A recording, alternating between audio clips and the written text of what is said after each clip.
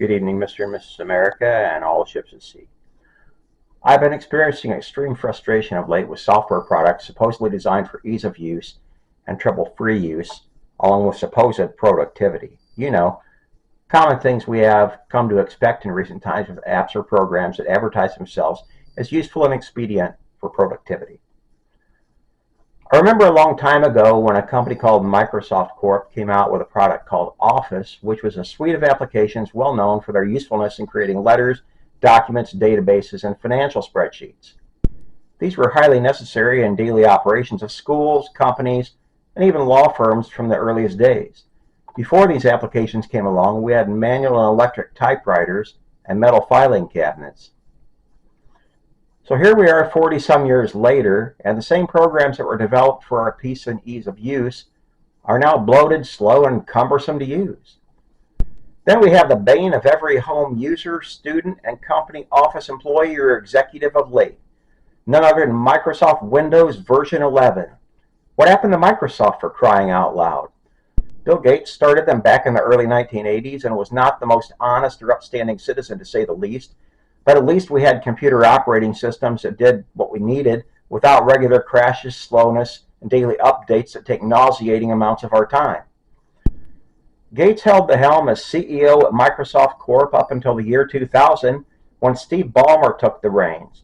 He led them up until Satya Nadella was chosen to be the new CEO in 2014. And friends and colleagues, I think we can all track that in our own personal frustration experience with Microsoft products since 2014. Can we not? Bloatware is the proper description for all Microsoft software offerings of late. You cannot open any of their programs on your desktop computer, laptop, PC, or tablet without experiencing the waiting period. The waiting period. Typing up a simple letter in Microsoft Word used to simply involve double-clicking a shortcut icon to the application on your PC desktop, then waiting a few seconds at most for it to start up, then go ahead and type away to your heart's content. No more, though. Now you double-click on the shortcut icon, sit and watch as a series of bitmapped icons sequence in rapid succession in the center of your screen, emulating a revolving circle of, quote, progress, as we are all led to believe. Then after 10 or more agonizing seconds, we are asked whether we wish to open the Office 360 application or the locally installed application, if we are so fortunate to actually have a locally installed version on our PC or tablet.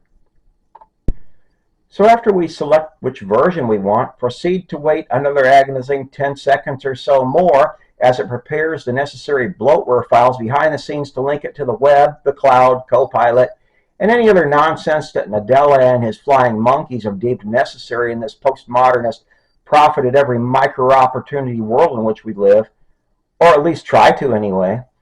And kids and cousins, this is the frustration of any and all Microsoft applications since Satya Nadella's pipe dreams have come to fruition at the software manufacturer since 2014. So folks, just a little bit about myself.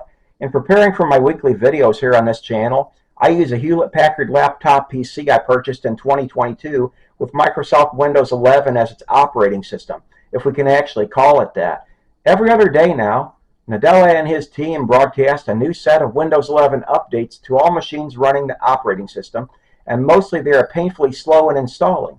In preparing for this week's video, I made the mistake of not logging into my laptop PC for a week.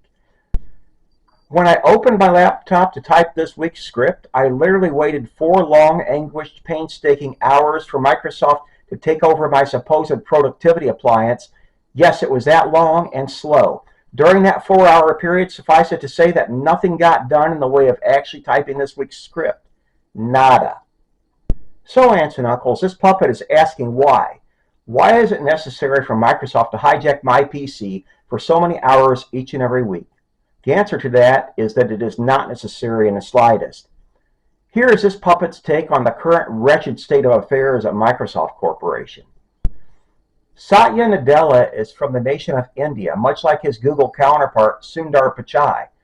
Anyone who has seen what Pichai has accomplished at Google and Alphabet Inc., parent company of YouTube, should know fully well how Indian CEOs think and operate. It is all about maximizing profits with little concern for all the end users of said products. Their shareholders love Pichai and Nadella both because the dollars that they have landed squarely into their personal bank accounts, regardless of the daily pain they have caused to the users the world over. You cannot open Windows 11 or any other Microsoft product these days without that ever-looming presence of the Microsoft Cloud and an atrocity they call Copilot.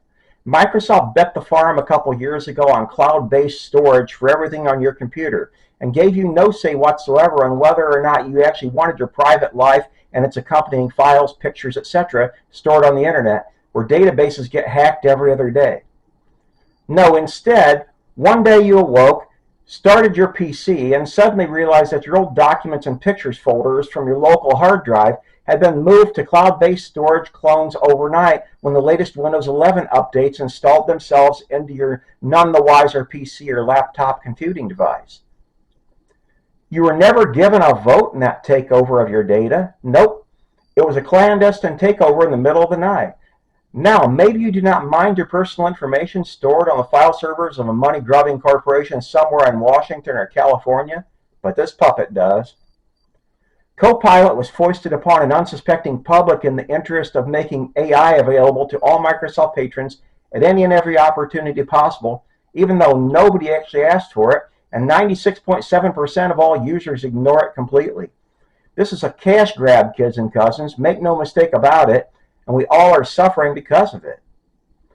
At this juncture, I just want back old Windows and MS Office software where it did not take 4 hours until I could actually use my laptop on startup, and I did not have to weave around a stupid Copilot button at every toss and turn of my mouse. Is that too much to ask for? It should not be, but some cretins from India and their mega-rich shareholders seem to think that force-feeding us things we never asked for is the optimal solution. In closing, I will say that Microsoft under Nadella and his minions has turned Windows 11 into a shell zombie inhabiting each and every one of our computing devices. No longer does anything actually exist on our devices. They are merely dumb terminals with an internet-based link to Microsoft and its myriad file servers. This includes our own data as well, and that should be of great concern to all of us. Good night, my loyal viewers, and sleep well.